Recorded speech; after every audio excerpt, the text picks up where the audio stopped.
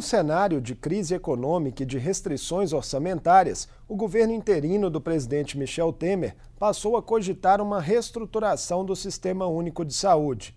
O atual ministro da Saúde, Ricardo Barros, já declarou à imprensa que o tamanho do sistema precisa ser revisto. Uma intenção vista com desconfiança por parte de gestores e especialistas que pesquisam o tema e sua importância histórica. Atualmente, cerca de 75% da população utiliza exclusivamente o SUS.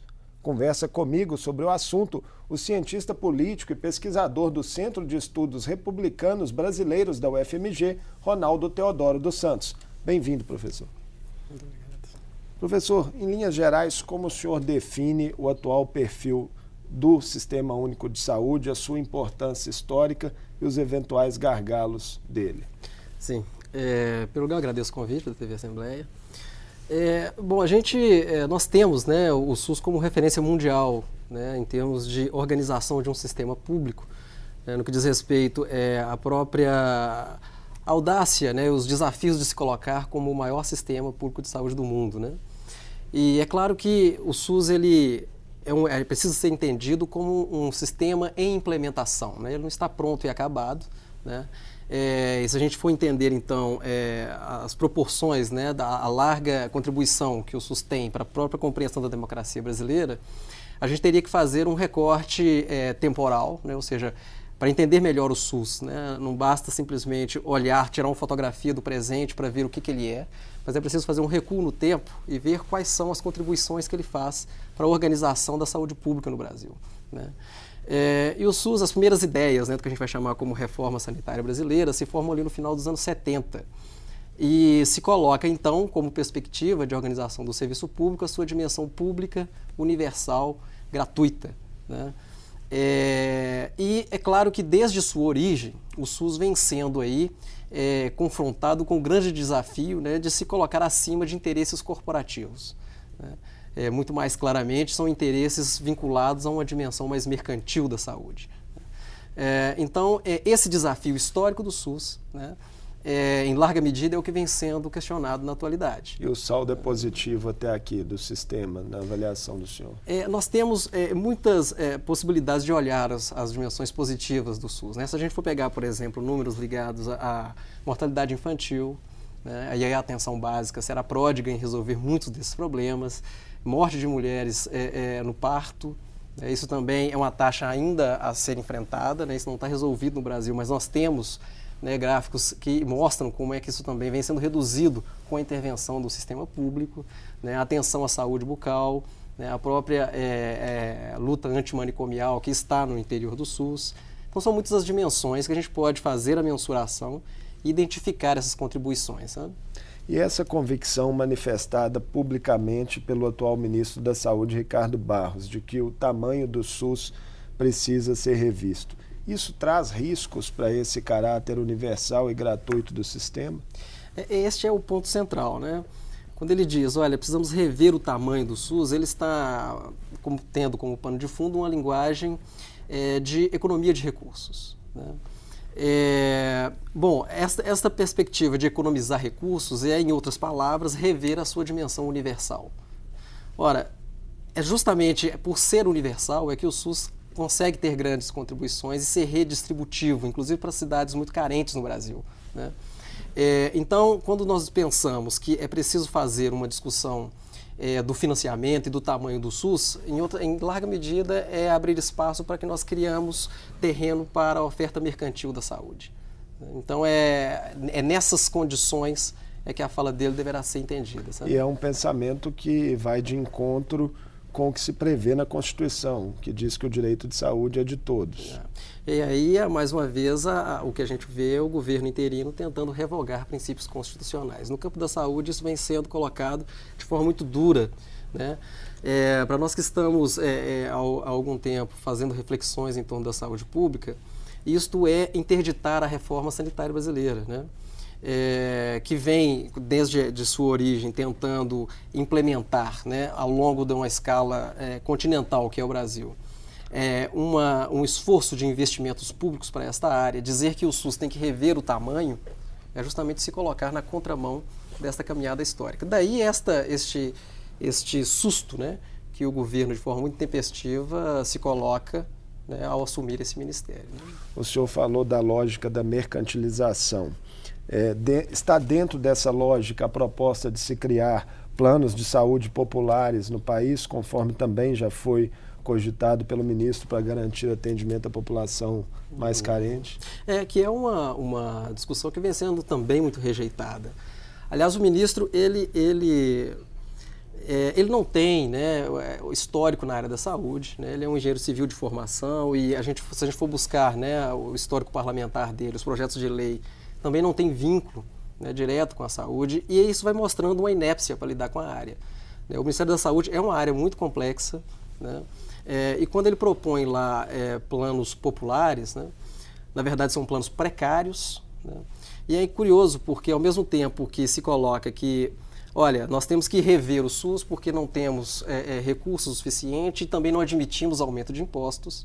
Supostamente o aumento de impostos, esses aumentos, né, impactariam o orçamento das famílias, uma pressão financeira sobre as famílias, mas ao mesmo tempo ele não pensa que ao fazer planos precários, né, o pagamento de plano de saúde também incide sob pressão no orçamento familiar. E a lógica, então, de que quanto mais pessoas forem atendidas na saúde suplementar seria melhor, o senhor considera equivocada? Por um motivo muito básico, assim, né? Essa é uma discussão que a gente também recorrentemente encontra ela, né? É como se o sistema privado ele diminuísse a pressão sobre o SUS. Mas o que está, na verdade, sendo colocado? Quando o sistema suplementar ele falha no fornecimento de um serviço, é o SUS que atenderá. Isso acontece no SAMU, né, muito claramente. Né? Você não tem... É muito difícil você ver sistemas de ambulância privado atendendo as pessoas em espaços públicos, né? É o SAMU. Tenha lá o plano que tiver. Né? Além do mais, nós temos um sistema privado, a relação público e privado de financiamento do SUS, que é o seguinte, nós podemos ter planos de saúde e podemos abater na nossa declaração de imposto de renda, por exemplo. Empregadores podem declarar que os planos de saúde, eles também são gastos sociais e também têm restituição. Então nós temos recursos públicos que vão alimentar o setor privado. É um sistema quase que de coparticipação do setor público financiando essa rede privada. Né? Ela não sobrevive por si só. Né? E a questão da judicialização é outra polêmica que sempre se toca na área da saúde. É uma solução pontual ou um problema para a saúde pública, a judicialização? A gente pode entender, né, deve entender que o acesso, né, aos serviços jurídicos, eles são uma conquista da democracia. Né? Ainda sabemos que isto ainda tem que ser ampliado, é bem verdade. Agora, por outro lado, né, aquilo que também, em certa medida, pode ser interessante do ponto de vista da reivindicação de direitos, né, e até pode servir em algum momento para aperfeiçoar o sistema público, ele tem também uma distorção muito preocupante, que é, por exemplo, o lobby da indústria da saúde. Né? Em boa medida, sabemos que também há espaços para corrupção nesta dimensão da judicialização. Né? Tivemos a CPI da órteses e próteses em 2015, que revelou uma faceta de como essa judicialização pode ser problemática. Uma estrutura assustadora, né? Inclusive com vendas, né? De próteses superfaturadas e tudo mais. E é nesse sentido que você consegue ter uma indústria da saúde que se beneficia disso. Né? E aí nós temos envolvimento, inclusive, porventura, né, de escritórios de advocacia, né, que às vezes até ONGs, né, que são organizadas às vezes com doenças raras, e acaba que nós temos quase que uma indução, né, às vezes as pessoas numa situação muito difícil, né, mas essa judicialização muitas vezes ela contorna tratamentos alternativos que o próprio sistema oferece. Então é preciso ver com muito cuidado o processo de judicialização quando ele cai nesse problema que é quase que um problema de probidade, né, ou de improbidade. Né? Outro ponto importante no debate em torno da saúde no Brasil diz respeito à quantidade de recursos. O país gasta hoje aproximadamente 7% de suas receitas correntes brutas com o sistema. Eles são insuficientes para dar conta da demanda ou o problema da saúde que a população tanto reclama é a má gestão? Eu acho que é um pouco das duas coisas, mas indiscutivelmente nós temos um subfinanciamento do SUS. Né? O movimento Saúde Mais 10, que é o movimento clássico, né, da saúde brasileira, que vinha conseguindo avanços incrementais, né, alcançando essa meta, mas que vem desde de 2015 já sofrendo algumas derrotas, né, nesse sentido, e agora sofre muito mais riscos, né, de não se implementar em função de algumas metas anunciadas pelo atual governo interino. Então, o que nós temos é que o SUS, de fato, ele é subfinanciado. Nós temos hoje 7,5% das receitas correntes brutas. O Saúde Mais 10 está propondo 10%, né, mais a implementação dos royalties do petróleo. Né? Então, quer dizer, claramente, para se alcançar e aperfeiçoar os serviços que o SUS disponibiliza, nós teremos sim um aumento do financiamento. A questão da gestão também se coloca como um grande desafio. Né? Como eu disse, né, mais ao início, nós temos o SUS em processo de implementação e de aperfeiçoamento. Então nós teremos sim que ter cuidado muitas vezes com a compra de remédios. Né? Nós temos às vezes que o próprio processo de licitação deverá ser aperfeiçoado nesses sistemas, há espaço para isso. Né? Então, mas em que pese, né, esses desafios da gestão, que tem e estão sendo, eu imagino que nós podemos entender que os avanços do SUS são prova, né, de que essa gestão vem se aperfeiçoando ao longo do tempo, não refuta, por outro lado, a ideia do subfinanciamento. Né? Na questão de recursos, propostas de aumento de arrecadação para a área estão aí desde antes do governo Michel Temer. Né? Já no governo da presidente Dilma foi cogitada a volta da CPMF. Aumentar impostos é uma alternativa que devia ser considerada nesse momento, de fato, pelo senhor? Eu gosto de casar essa ideia da expansão das tributações junto com uma discussão mais ampla sobre reforma tributária. Né? É preciso dizer, né, com todas as letras, sempre, né, ao tratarmos desse assunto, do tamanho do que significa a regressividade da tributação no Brasil. Ou seja, as pessoas que ganham menos pagam mais tributos, proporcionalmente. Né? Essa é uma distorção que nós temos que corrigir. Isso incide não apenas sobre a política de saúde, mas sobre as políticas sociais de um modo geral. A CPMF não segue essa lógica, né? É um imposto, em tese... A CPMF ela não é dos piores, né, das piores fórmulas de arrecadação. Né? O problema é, sobretudo, sobre os impostos sobre consumo. Né? E temos espaço para discutir a arrecadação sobre renda, sobre propriedade, imposto sobre grande fortuna. Né? Isso não se coloca. Sobre herança. Né? Nós temos que nos Estados Unidos chegamos a 30% a 40% de imposto sobre herança. No Japão chega a 50%, no Brasil não se coloca esse debate. Né? Ou seja, então interditar de saída a discussão sobre impostos, dizendo que não suportamos mais, primeiro temos que discutir como que nós estamos arrecadando impostos no Brasil. Né? Por meio de uma proposta de emenda à Constituição, o governo federal também cogita desvincular recursos previstos para a saúde. O piso de recursos para essa área deixaria de ser vinculado à receita corrente líquida e passaria a ser corrigido apenas pela inflação com base no ano anterior. Quais as consequências, caso isso se confirme, principalmente a médio e longo prazos para o sistema? Olha, alguns estudos que a gente já tem tomado nota, né, eles apontam, né, no sentido de que em cerca de 4 anos, e olha que nós estamos discutindo aqui uma medida, em princípio, sendo colocada assim, de forma até muito assustadora, que seria uma medida constitucionalizada para 20 anos. Né? Mas se pensarmos em termos de 4 anos, nós já teríamos impacto de aproximadamente uma redução de 60 bilhões só na área da saúde. Isto claramente coloca em questão serviços como o SAMU, né? A sustentabilidade do programa Mais Médico, a redução da rede de atenção básica, por exemplo. Né? Então, os gargalos que o SUS apresenta com uma medida como esta, seguramente é uma proposta que amplia problemas ao invés de solucioná-los. Deve gerar reações da sociedade?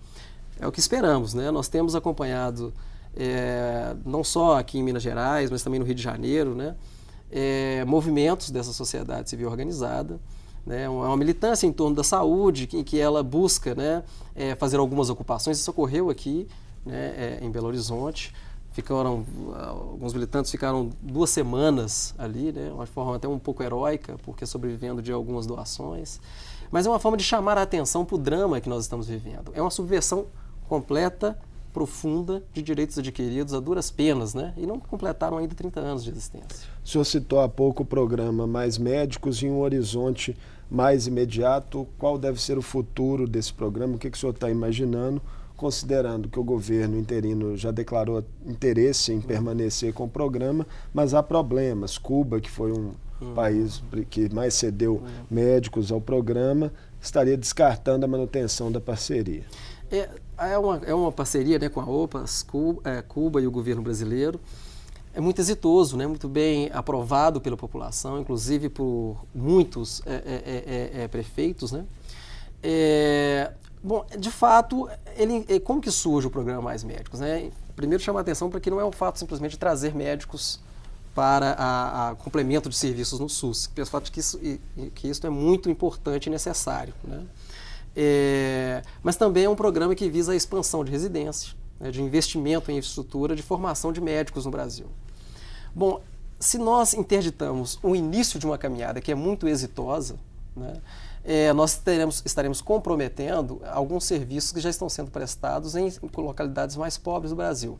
Este é um problema que este governo, me parece que também de forma, uma sinalização meio controvertida, né, dizendo no primeiro momento que ele era provisório, que deveria ser revisto, mas diante dessas reações da sociedade civil, ele acaba revendo e dizendo depois que tem interesse da permanência, né? Lembrando que o programa já teve também baixa adesão de interessados no Brasil, né? De brasileiros interessados em aderirem ao programa, de médicos brasileiros. E o que é interessante, né? Porque o programa Mais Médicos, ele tem uma concepção de saúde pública que é o que a gente chama de alcançar ali os determinantes sociais da saúde. Não é simplesmente estar ali na frente de um médico tentando ter receitas e aparelhos sofisticados para o tratamento de saúde, mas é tratar das condições de vida das pessoas, né? É entender como é que é o cotidiano dessas pessoas e implementar aquilo que nós chamamos de uma medicina preventivista, né?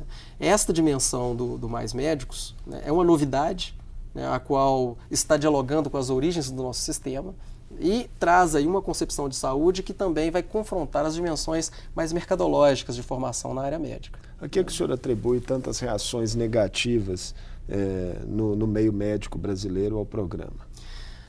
Olha, eu diria de novo, né, assim, nós temos uma formação da medicina no Brasil que ela, ao longo do tempo, ela vem disputando mesmo concepções de saúde, né? O processo de implementação do SUS é uma organização do Estado, mas também é uma organização da própria profissão médica, né? Então, às vezes, uma concepção liberal, né, de medicina, do exercício da profissão, ela vai se chocar com alguns direcionamentos de organização pública coletivizadas, né? Então, no Brasil, nós temos uma distribuição não equilibrada de médicos, né, em termos regionais, né? E, ao mesmo tempo, nós temos um número pequeno, escasso de médicos para se tratar das proporções que o Brasil tem. Então, nesse sentido, esta má distribuição e esse pouco baixo quantitativo de médicos, né, faz com que nós criemos, em alguma medida, uma resistência quase que, é o que colocamos como parte do debate, né, quase que uma reserva de mercado, né, porque quando você traz uma outra experiência de medicina e abre para uma participação diferente nesse setor, você está quase que competindo, né, colocando em termos de competição da ocupação desse espaço. Eu acho que muito dessa resistência vem daí, né, dessa questão da distribuição do mercado da saúde e de concepções de saúde que também ficaram ali muito evidentemente colocadas em conflitos, né? Professor, a gente tem feito aqui uma avaliação de toda a estrutura do Sistema Único de Saúde e é importante falar também do modelo de compartilhamento de competências nesse sistema entre União, Estados e municípios. O que precisa melhorar nesse compartilhamento? O que é possível aperfeiçoar na estrutura atual? Os municípios sempre reclamam de sobrecarga. Nós temos realmente, né, ao longo desses anos, uma distribuição algo perversa da forma de responsabilização, né, dos municípios. Há, de fato, uma pressão muito grande sobre o orçamento municipal, né? Agora, esses recursos da União, em boa medida, eles às vezes são muito bem aproveitados quando eles se valem de programas, né, controlados numa esfera federal, que conseguem ser capazes de provocar uma indução da oferta desses serviços nos municípios. Mais médicos é um caso desses, né? Ou seja, talvez essa repactuação de funções, né, que deve ser colocada num âmbito participativo, que define também a política de saúde, né, valorizando os conselhos. Nós podemos, então, por este caminho participativo, redefinir um pouco dessa pressão que se dá sobre os municípios e que tem a ver também com a judicialização da saúde, né?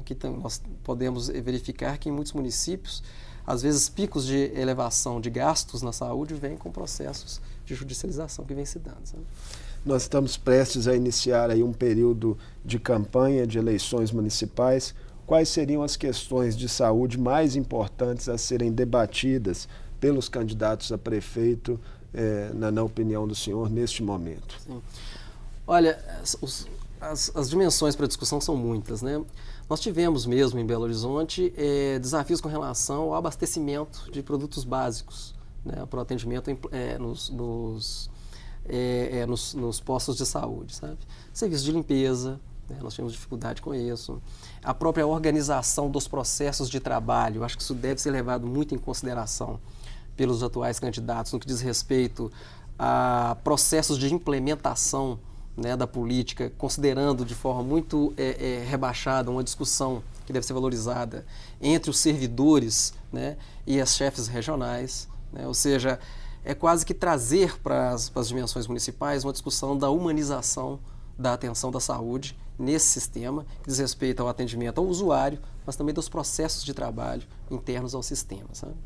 Professor Ronaldo Teodoro dos Santos, muito obrigado por participar conosco aqui do Mundo Político. Eu que agradeço, me coloco às ordens para outra ocasião. Eu conversei com o professor Ronaldo Teodoro dos Santos, ele é cientista político e pesquisador do Centro de Estudos Republicanos Brasileiros da UFMG. Nosso assunto principal foi o debate levantado pelo governo interino do presidente Michel Temer a respeito de possíveis alterações no Sistema Único de Saúde e suas consequências. O Mundo Político fica por aqui. Obrigado por nos acompanhar e até o próximo programa.